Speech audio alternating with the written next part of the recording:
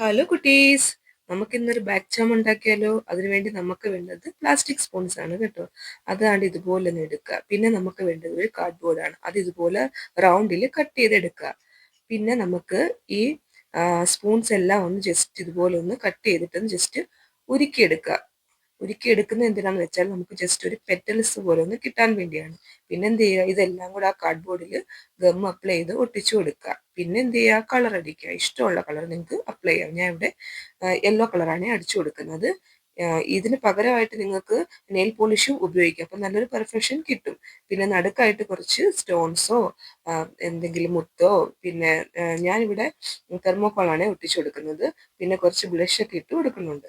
പിന്നെ എന്ത് ചെയ്യുക, ലാസ്റ്റ് ആയിട്ട് നമുക്കൊന്ന് ചെയിനും കൂടെ ഒന്ന് ആഡ് ചെയ്ത് കൊടുക്കുക. അപ്പൊ അത്രേ ഉള്ളൂ, നമ്മുടെ ക്യൂട്ടായിട്ടുള്ള ബാക്ക് ജാം ഇവിടെ റെഡി ആയിട്ടുണ്ട്. ഇഷ്ടപ്പെട്ടെങ്കിൽ നിങ്ങളൊന്ന് ട്രൈ ആക്കി നോക്കണേ. അപ്പൊ ശരി, നമുക്ക് വീണ്ടും കാണാം. ബായ്.